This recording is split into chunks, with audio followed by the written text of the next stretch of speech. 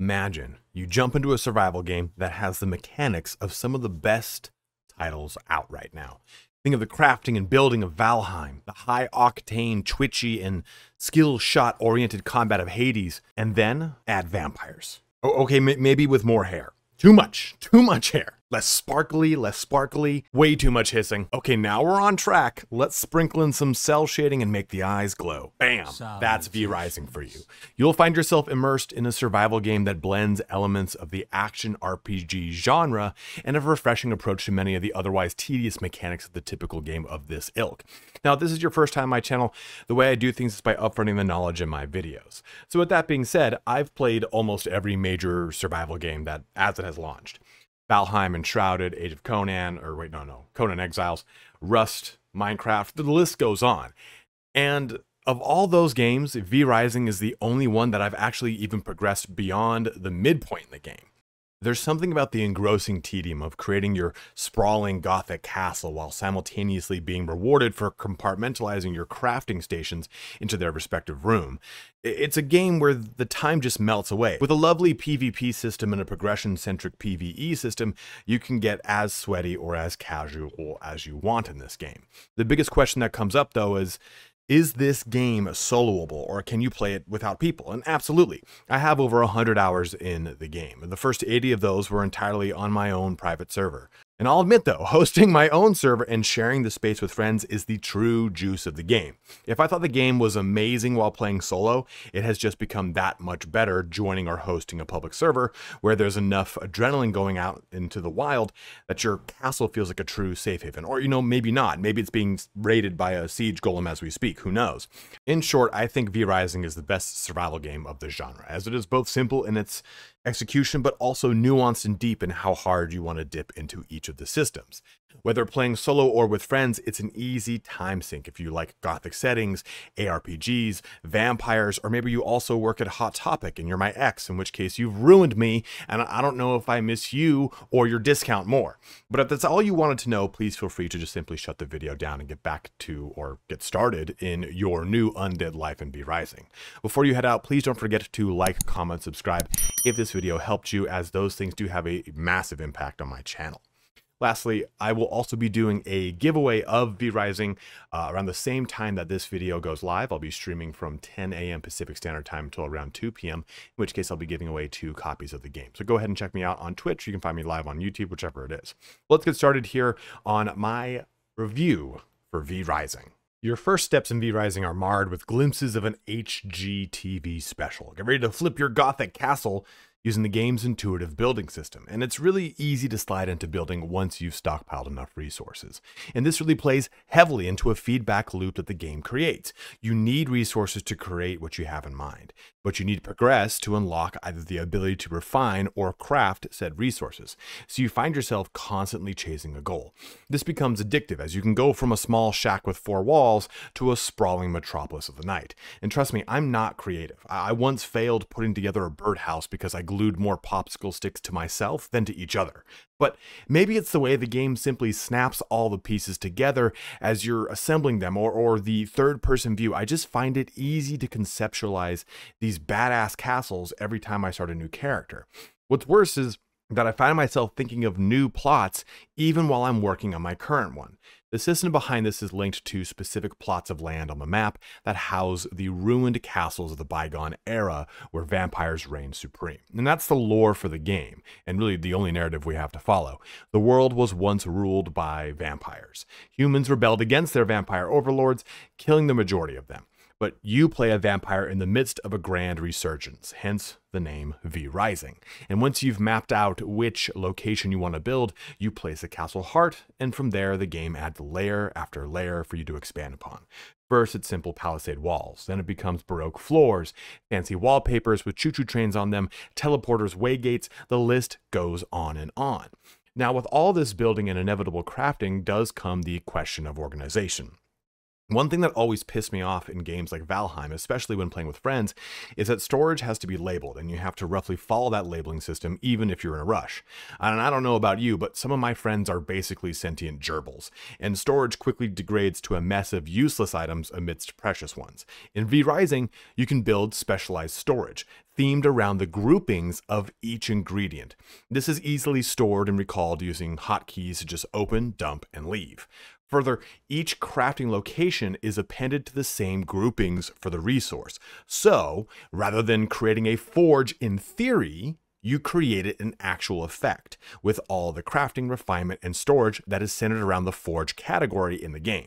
By putting it in its enclosed room and with matching floor type, you cut down on crafting time as well as costs. It's an awesome system that makes me want to organize and create rooms for the categories versus just slapping things along or against a wall and calling it a day. I think the game rewarding you for doing this naturally leads to a more creative layout for your base. Even if it's just a bunch of boxes, it feels like you've put more thought behind it than a massive room with crafting stations everywhere. But before we get too ahead of ourselves, we need to find all of the materials to do all of this, which brings us to the real nuts and potatoes of this game, which I can promise you is not a real saying, and I will continue to butcher axioms throughout this video. Combat. It's one of the central points of any survival game, but that is doubly true here as V-Rising as a system that is very reminiscent of games such as Hades, darting around and casting spells, using weapons, and destroying hordes of humans to feed your ever-growing hunger for blood, or stone, or wood, or just any resource you particularly need.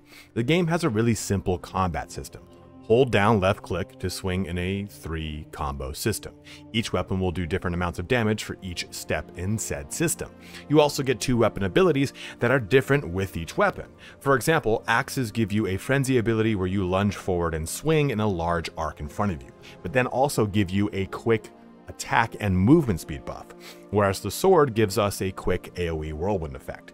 What makes this fun is that there's a wide variety of weapons, even ranged ones, that allow you to really play how you want.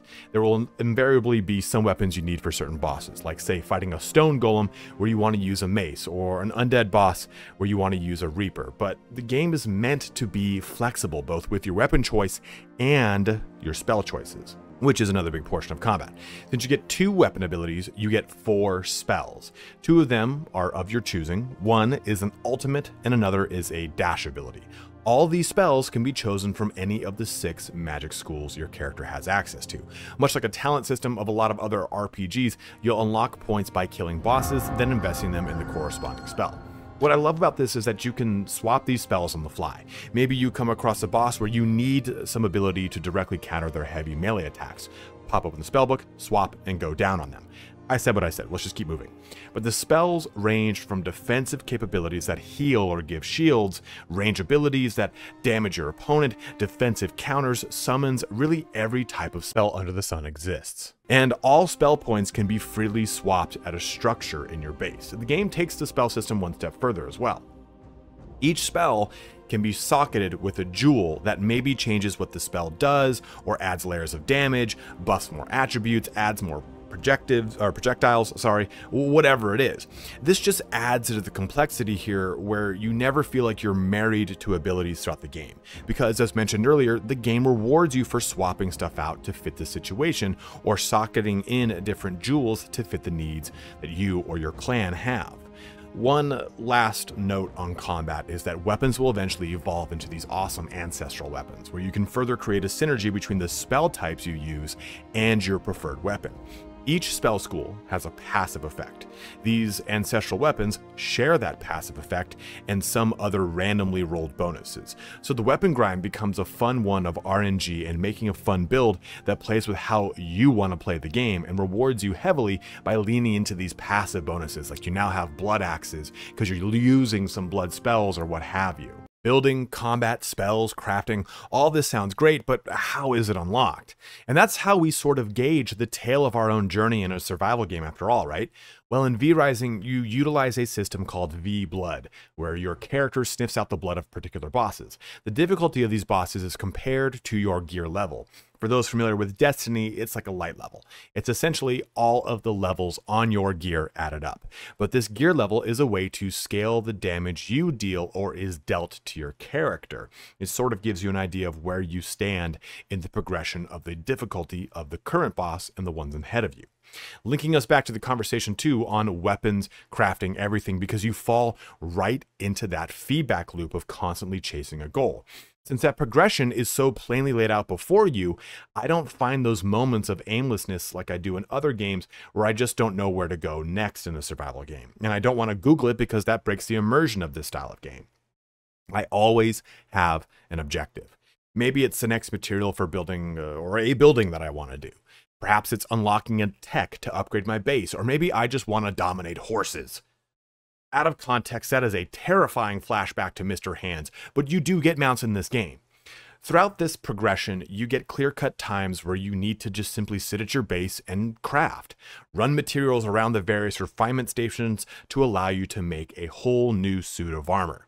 In the launch of 1.0, we can even take our existing armor and upgrade it to specialized sets. So maybe you want to do a vampire that uses more magic, you'd build out that corresponding set, further increasing your customization options.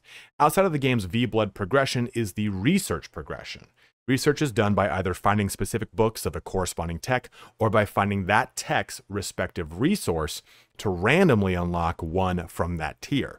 Since so much of ARPGs is the loot, this is where finding the rare drops from bosses or monsters comes into effect. The game is relatively on the rails with the early loot, but then you find yourself spot farming bosses for rare cosmetics or a chance at the upgraded weapons books of that area, well, whatever it is. It makes you feel like you're kind of have more of an objective than just simply killing bosses. And moving on, since the best forms of all of the basic items you unlock via bosses are farmed via this research system. And since you're already farming for materials to build your base, or find new spell jewels, or make better weapons, or any number of goddamn things, it all just plays so well into each other. If you can't tell, that's one of my favorite things about this game. Each system feels so comfortably linked together that I don't feel like I need to switch gears as hard as I do in other survival games. Progression ties into all the other systems as all the other systems tie into progression. Sure, that's true of, say, a Valheim, but I feel like sometimes I just need to solely resource grind or solely work on sailing my ore around, whatever it is, teleporting it, whatever the hell it is in Valheim. In V Rising, I get a lot of that stuff done simultaneously that just makes me giddy like the little schoolboy in that one Starburst commercial. So all my shitty jokes aside, how do I really feel about V Rising? And this part will be very much unscripted, but I love it. And it's because I grew up playing Castlevania. Vampires are one of my favorite things in the fantasy setting, either as a playable species, an enemy, whatever it is. I'll always love anything vampire. And on top of it too, I love action RPGs and I really enjoy survival games. So this game blends a lot of really big themes that I enjoy. And for me, it's probably, if not the best survival game that I've ever personally played. A lot of the other ones exist and they're strong and they're great and they're awesome, but this just hits themes that I really enjoy. Gothic architecture, really awesome fighting, and really kind of high stakes combat when it comes to PvE or PvP. That is something that I also really enjoy. There's a community aspect of it too, as well as getting involved in that PvP portion and playing on different servers and talking to people in a PvE environment. There's a lot of different ways you can approach this game, and that's what I think makes it so appealing to me on a wider scale. Valheim, by and large, appeals to my just like, let's play with friends and let's kind of go about in our longboat. Or Age of Conan, that really, or I'm sorry, I keep saying Age of Conan, that's the MMO. Conan Exiles really leans into that heavy PvP stuff that I get when I play like a Sea of Thieves or what have you. By putting the two together, I kind of sit in between them. And that's what I really like about V Rising here, is that it can really tick off a lot of boxes for a lot of people. And when you take a look at this game and how it kind of stacks up to the competition, The question is, how does it stack up to the competition? And honestly, I think with V-Rising just launching into 1.0, there is a ton of content. By the nature of the other ones existing for longer, they have more content to dip into. But I would make the argument that V-Rising is very much about the brevity of the progression and more about the actual conflict of fighting other people, doing the new incursion system that was added with 1.0, doing all the things that kind of you get all the benefit of playing the game out of, right? Like going through the progression system, you've unlocked all this armor. Now it's time to go do this really heavy, hard to do thing. Or going to the Coliseum and fighting against enemies, or sieging their bases if it's other friends or foes in your small clan, whatever it is. Those kind of things are really what color the longevity of this game for me. And however they plan to add more content over the time of this game's life cycle is really another thing that interests me. Are they going to add more DLC that is purely cosmetic based? If you're wondering about the game's DLC, it's entirely cosmetic. It's just skins for existing stuff like, oh, wallpapers, stuff like that. So you don't need to buy any of it. Are they going to add more of those? Are we going to see an actual purchasable expansion onto the game? Are they just going to be adding more areas throughout the life cycle of the game? All these things are kind of a lot of big questions. But as it is, with the price point that exists for V-Rising, what it offers you, I think it's got such high value. I would give this game a 9 out of 10. I'd give it a 10 out of 10, but I think that every game should have room for improvement.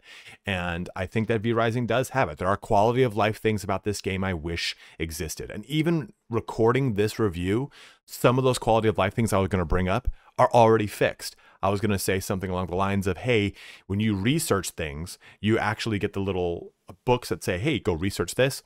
If you have already researched it, you don't know. As of a patch of me creating this video just yesterday, it tells you, hey, you already know this.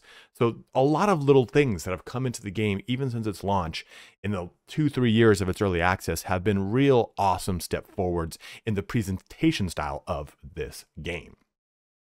And ultimately, you know, V-Rising kind of comes down to what it does right, and that is encapsulates all of its progression behind a rewarding research and boss killing system, while also not being so engrossing that joining a server that allows for scheduled wipes just feels punishing, right? Like, it's short enough that you can get through the progression and not feel like, oh man, I don't want to go do that all over again. No one wants to like recreate their Nordic stronghold in Valheim if their save gets deleted, but that's sort of the point of V-Rising, whether by virtue of a PvP-centered castle raid, a planned reset, or even migrating to a different server to play with friends. The simplicity of V-Rising survival mechanics can be as in-depth as you want, or as loose as you want. Build a castle with overlapping walls that make sieging you an absolute pain, or make a sprawling city of the night, spending hours building out things the way you want. And that's really the big crux here of V-Rising. Play this game exactly how you fucking want. If someone tells you you have to play on brutal, fuck them. You paid money for this game. You play it exactly how you want to play this game. A lot of people are going to be purists and tell you that you have to do certain things and approach the games in a certain way. Nope, you've got a bunch of different weapons. You play exactly what you want. You got a bunch of different spells. You play exactly what you want. And that's, I think, the biggest reward here. Do you want to play solo and never play with anyone else? By all means, do it. That's what I did for a huge chunk of time. Do you only want to play with friends? You are definitely encouraged to do so. So I think that V-Rising really hits a lot of different angles, and I think it presents things for every type of survival, every type of action RPG, every type of just RPG gamer. So whether or not you want to jump into the game, that's going to be up to you. Hopefully this gave you some sort of direction as to whether it was worth your time. And I definitely think it is absolutely worth the price point that it sits at. I think it's like $30. So I think of about like $1 an hour. So I definitely got 30 plus hours of playtime out of this game. And go ahead and let me know in the comment section below what really worked for you about the game that you like. Or maybe you hate this game and it's because of these issues. Let it be known in the comment section below. And if you are still on the fence, take a look at the comment section, see what they say. Some people are going to have some good opinions. Some people are going to have some bad opinions, but ultimately, it might be the thing that either pushes you over the edge or prevents you from purchasing whatever it is. As always, guys, thank you so much for watching here today. Have a good one and take care.